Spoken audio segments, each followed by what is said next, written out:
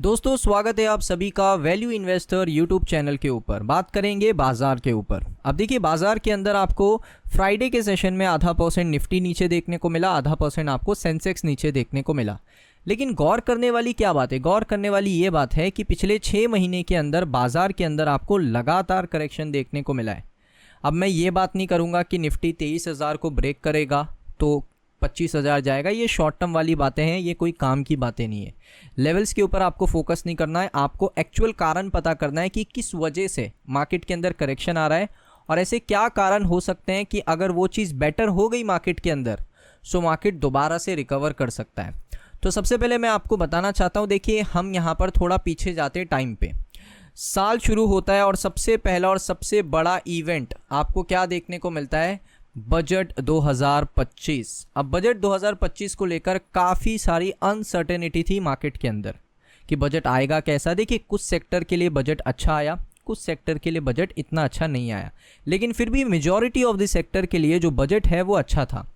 अब यहाँ पर बजट के बाद काफ़ी लोग ने देखा कि मार्केट के अंदर आपको करेक्शन देखने को मिला। जैसे मैंने आपको बताया मार्केट के अंदर करेक्शन आया बजट के बाद। अब यहाँ पर कमेंट सेक्शन के अंदर सब पूछ भी रहे थे कि कब तक चलेगा ये करेक्शन कब बंद होगा। तो मैं दोस्तों आपको बताना चाहता हूँ कि जब बजट 2025 आया उस टाइम पर एक काफ़ी ज़्यादा इम्पॉर्टेंट नोटिफिकेशन था कि भाई अगर इनकम टैक्स रिजीम के अंदर कोई भी बदलाव सरकार नहीं करती है तो बाज़ार तहस नहस हो जाएगा। लेकिन ऐसा बिल्कुल नहीं किया सरकार ने। इनकम टैक्स के रिजीम के अंदर सरकार ने बड़ा बदलाव किया, 12 लाख तक का टैक्स फ्री आपको कर दिया। उसके अंदर भी कुछ ऐसे रिजीम है जिसको आपको देखना है, लेकिन फिर भी मोटा मोटा आप कह लेते हो तो 12 लाख का टैक्स फ्री आपको कर दिया सरकार ने। तो ये बहुत अच्छी खबर थी और इसका इम्पैक्ट आपको मार्केट के ऊपर देखने को नहीं मिला। अच्छी खबर आई फिर भी इम्पैक्ट नहीं आया, कोई और वजह है। उसके बाद दोस्तों यहाँ पर न्यू इनकम टैक्स बिल भी सरकार ने लेकर आया, वो भी एक पॉजिटिव खबर थी मार्केट के लिए, लेकिन उस वजह से भी मार्केट ऊपर नहीं गया। फिर उसके बाद आता है दिल्ली इलेक्शन।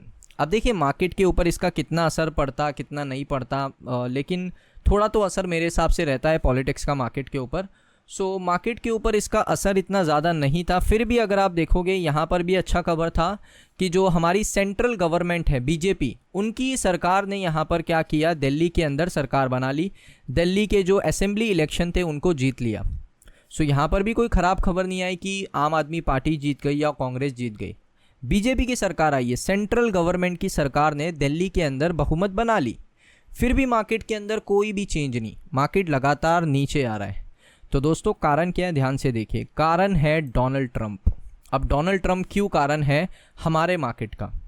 देखिए डोनाल्ड ट्रंप जब से आए हैं ना, जैसे इनका एक पहले कार्यकाल था जिसको आप 1.0 कह सकते हो, अभी जो कार्यकाल है डोनाल्ड ट्रंप का वो है 2.0। सो डोनाल्ड ट्रंप 2.0 के अंदर क्या बदलाव देखने को मिला है? देखिए डोनाल्ड ट्रंप की पर्सनैलिटी के अंदर बहुत बदलाव आया है। डोनाल्ड ट्रंप यूएसए के लिए ऐसे डिसीजन ले रहे हैं, बहुत ही बड़े डिसीजन ले रहे हैं कि उनकी कंट्री को फ़ायदा हो, उनका डॉलर मजबूत हो, और वो चीज़ आपको देखने को भी मिल रही है। आप देख सकते हो उनका डॉलर लगातार मजबूत हो रहा है। हमारा इंडियन रुपी 86.65 पे आ चुका है, लगातार स्पाइक है। देखिए 87.59, ऑलमोस्ट 88। तो जो खबर आ रही है ना कि 90 रुपी पर डॉलर होएगा, वो दोस्तों यहाँ पर मुमकिन है। जिस तरीके से डोनाल्ड ट्रंप यहाँ पर जो प्रेसिडेंट है यूएस के, उन्होंने यहाँ पर चीज़ों को डिसीजन लिया है और चीज़ों को इम्प्रूव करने का कोशिश किया है यूएसए के अंदर।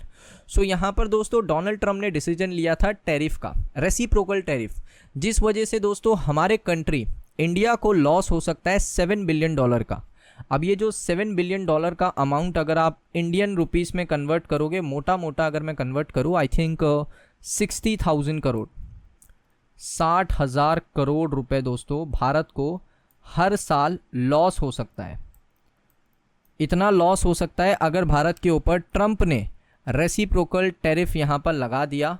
और दोस्तों रेसिप्रोकल टैरिफ अगर भारत के ऊपर लग जाता है तो भारत को ऑलमोस्ट हर साल 60,000 करोड़ का लॉस हो सकता है। अब देखिए लॉस को यहाँ पर कवर करने के लिए पीएम मोदी ने अपनी सारी कोशिश करी थी। डोनाल्ड ट्रंप के साथ पीएम मोदी का मीटिंग हुआ, लेकिन उस मीटिंग के अंदर क्या देखने को मिला? मीटिंग के अंदर यही देखने को मिला कि डोनाल्ड ट्रंप का एग्रेसिव बिहेवियर उनकी पॉलिसीज़ को लेकर था। उन्होंने कहा कि हमने मीटिंग करी और उन्होंने पीएम मोदी के साथ बात भी करी है, लेकिन टैरिफ का जो थ्रेट है वो इंडिया के ऊपर अभी भी बरकरार रहेगा, और इंडिया के ऊपर नहीं, बहुत सारी कंट्रीज़ के ऊपर। अब इन्होंने बहुत सारे सेक्टर के ऊपर, जैसे मेटल सेक्टर, मेटल का बहुत सारा कामकाज यूएसए इंडिया के साथ करता है, एक्सपोर्ट बहुत करता है इंडिया मेटल यूएस को। उसके बाद फार्मास्यूटिकल्स इंडस्ट्री, वहाँ पर भी दोस्तों टैरिफ का थ्रेट है, इस वजह से आपने देखा होगा कि लगातार उस सेक्टर के अंदर करेक्शन आ रहा है। ऑटो सेक्टर एक प्राइम एग्जांपल है, ऑटो सेक्टर, ऑटोमोबाइल, वहाँ पर भी टैरिफ रेट का यहाँ पर दोस्तों आप कह सकते हो एक थ्रेट भारत को रहेगा। तो जब इतने थ्रेट भारत को है तो इसी वजह से आप कह सकते हो कि भारत का जो मार्केट है वो नीचे आ रहा है। इसका रीज़न है डोनाल्ड ट्रम्प, बिकॉज जब भी मार्केट के अंदर अनसर्टेनिटी आएगी सो मार्केट यहाँ पर नीचे जाएगा ही जाएगा। सो यहाँ पर एक और चीज़ है कि डोनाल्ड ट्रम्प के जो बोल्ड डिसीजन है, जिस वजह से आई थिंक यूएस को एक हद तक फ़ायदा हो सकता है, लेकिन उसमें यूएस को नुकसान भी हो सकता है। ये भी चीज़ ध्यान देने वाली बात है कि हर डिसीजन एक्यूरेट नहीं होता है, कोई भी प्रेसिडेंट हो, कोई भी लीडर हो, ये चीज़ का आपको ध्यान देना है। अब देखिए $7 बिलियन का मान लेते लॉस होता है, तो इसको ओवरकम करने के लिए पीएम मोदी मीटिंग कर रहे हैं। थाईलैंड के भी कुछ ऐसे प्रेसिडेंट हैं, सोर्सेज की तरफ से अपडेट मिला है कि उनकी भी मीटिंग चालू है। अभी दुबई में बीच में मीटिंग होने वाला है, इसी महीने की एंड में दुबई में एक मीटिंग होने वाला है। बहुत सारे कंट्रीज़ के प्रेसिडेंट, प्राइम मिनिस्टर अवेलेबल होंगे उस मीटिंग के अंदर, बिकॉज डोनाल्ड ट्रम्प ने थ्रेट किया है कि हम आपके ऊपर टैरिफ लगा देंगे। सो ये सारी चीज़ें हैं और रिस्क काफ़ी ज़्यादा है। फार्मास्यूटिकल इंडस्ट्री हो गई, आपका ऑटोमोबाइल सेक्टर हो गया, मेटल सेक्टर हो गया, स्टील सेक्टर हो गया, आपका यहाँ पर बहुत सारे सेक्टर है जो यूएस को एक्सपोर्ट करते हैं। तो उस वजह से भारत को एक काफ़ी बड़ा थ्रेट है, और हमारे जो बिज़नेस हमारा है इंडिया का, उसको काफ़ी बड़ा एक रिस्क यहाँ पर है। सो यही चीज़ है दोस्तों। अब इसके ऊपर काफ़ी लोग कहेंगे कि नहीं, डोनाल्ड ट्रम्प की वजह से नहीं मार्केट नीचे आ रहा है, कोई और वजह है। देखिए, जब भी मैं कह रहा हूँ कि अनसर्टिनिटी है, क्योंकि पता नहीं डोनाल्ड ट्रम्प आगे क्या डिसीजन लेंगे, किसी को पता ही नहीं है। कोई आपको ये नहीं बोल सकता कि डोनाल्ड ट्रम्प कल यहाँ पर ये डिसीजन लेने वाले। डोनाल्ड ट्रम्प क्या डिसीजन लेंगे ना मुझे पता है, ना आपको पता है, ना दुनिया के कोई एक्सपर्ट को पता है। तो ऐसे अनसर्टेनिटी वाले माहौल में मार्केट हमेशा नीचे जाएगा, बिकॉज लोग क्या करते हैं ना, देखिए मार्केट का सिंपल सा रूल है, मार्केट के अंदर पैसा इन्वेस्ट होता है तो मार्केट ऊपर जाता है, मार्केट से पैसा बाहर आता है तो मार्केट नीचे आता है।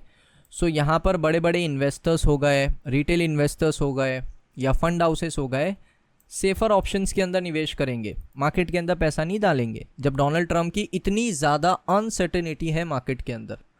सो मेरे हिसाब से दोस्तों यही कारण है निफ्टी 50 का नीचे आने का, बीएसई सेंसेक्स का नीचे आने का। आपको क्या लगता है दोस्तों, किस वजह से? आपका पॉइंट ऑफ व्यू क्या है? आपका अलग हो सकता है, अपना point of view comment section में शेयर करें। अगर आपको ये वीडियो अच्छा लगा है, वीडियो को लाइक ज़रूर करें, चैनल पे पहली बार आए हो सब्सक्राइब कर लो। मिलता हूँ नेक्स्ट वीडियो के अंदर।